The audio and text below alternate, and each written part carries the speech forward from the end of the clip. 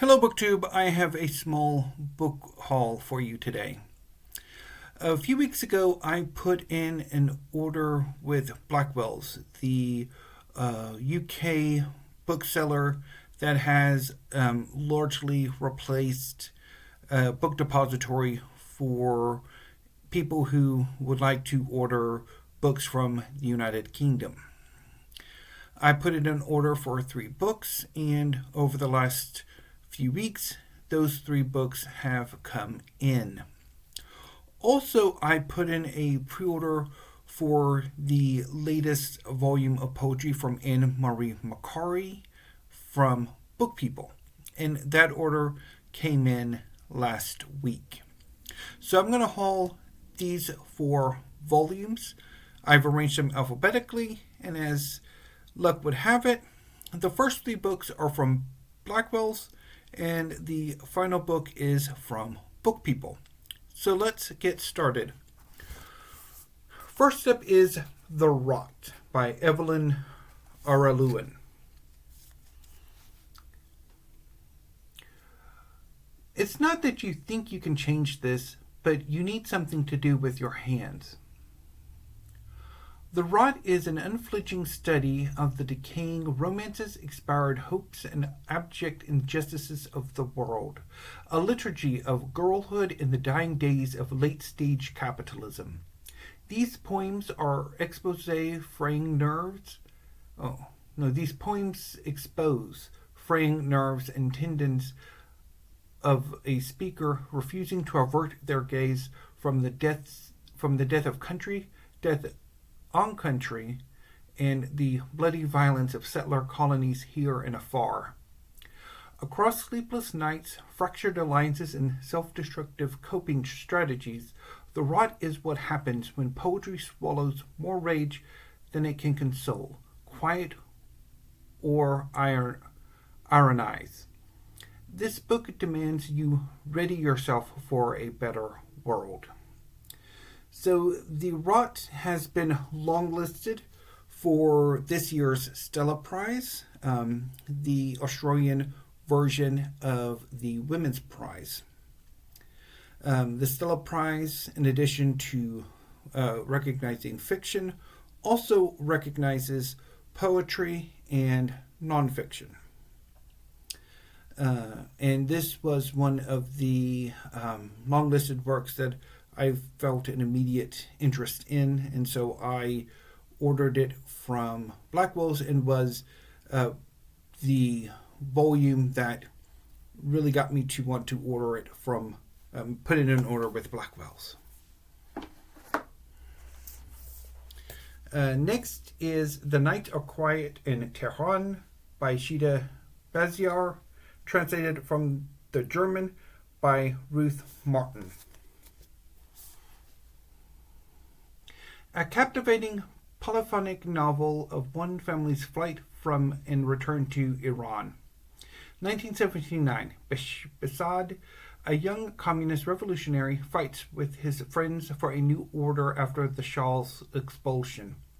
He tells of sparking hope, of clandestine political actions, and of how he finds the love of his life in the courageous, intelligent Nahid. 1989, Nahid lives her new life in West Germany with Behzad. With their young children, they spend hour after hour in front of the radio, hoping for news from others who went into hiding after the mullahs came to power. 1999, Laleh returns to Iran with her mother, Nahid. Between beauty rituals and family secrets, she gets to know a Tehran that hardly matches her childhood memories. 2009.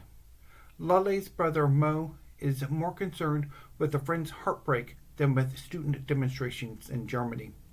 But then the Green Revolution breaks out in Iran and turns the world upside down.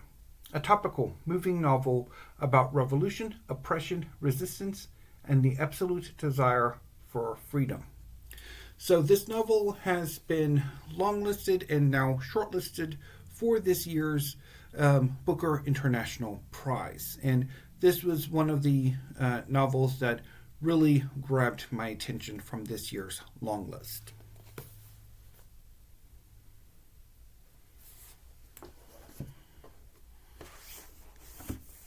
The final book from my Blackwell's Blackwell's order is Deviants by Santanu Bhattacharya.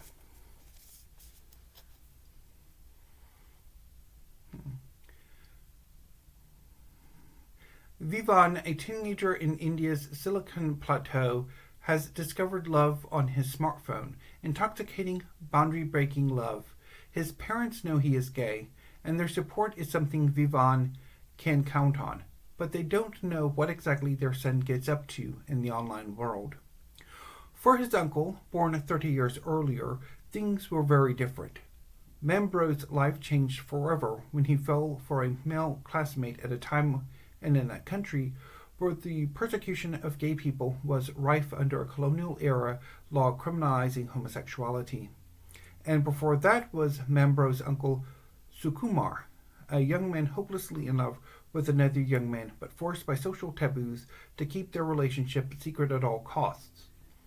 Sukumar would never live the life he yearned for, but his story would ignite and inspire his nephew and grandnephew after him. Bold, embracing, intimate, and heartbreaking, Deviants examines the histories we inherit and the legacies we leave behind. I'm really looking forward to that. And finally, from Book People, Amerigun by N. Marie Macari. In Amerigun, a stunning collection of loss and rediscovery, poet N. Marie Macari revisits her brother Edward's long-ago death by self-inflicted gunshot. By interweaving and disentangling her own memories and those of her family, and by reconstructing a legal and medical paper trail, Macari begins a dialogue with the dead, bringing her brother's lost voice back to her after years of sealing herself off from him. Embedded in her story is the devastation of a culture that elevates guns and violence over the sacredness of human life. Yet out of that devastation, Macari writes a kind of love story, renewing her connection with her brother, as well as with other departed friends and family. By revisiting grief, she uncovers a deeply felt gratitude for the world around her, and indeed for her own life. I read this collection last week, and it is amazing. I loved it. So, that was my short book haul. So, to do Steve Pyramid, I'm going to go with The Deviants by Santanu Bhattacharya.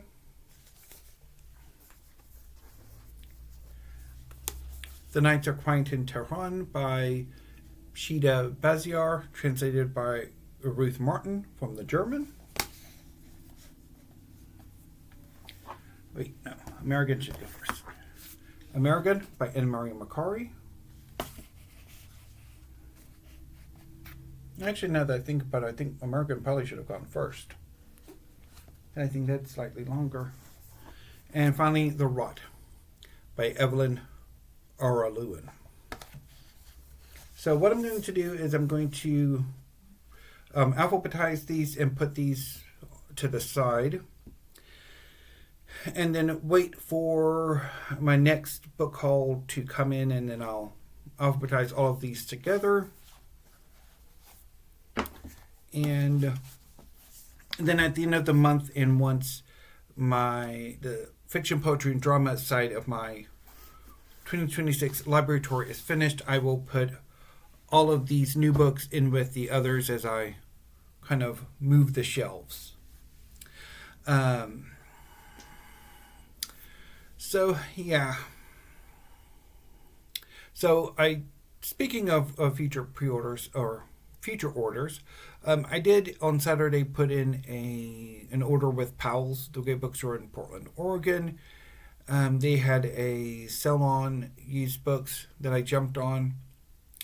Although I kind of wish I had waited until today, because today has not been a great day. Although doing this haul has perked up my spirits a little bit. but I kind of need another irresponsible, ridiculous book haul. But anyway, so I will see you tomorrow with the next part of my 2026 library tour, which I will film in the morning. And then I will try to do some tag videos during this regular filming period. So look forward to that. And I will see you tomorrow. So until then, BookTube, thank you and have a great afternoon.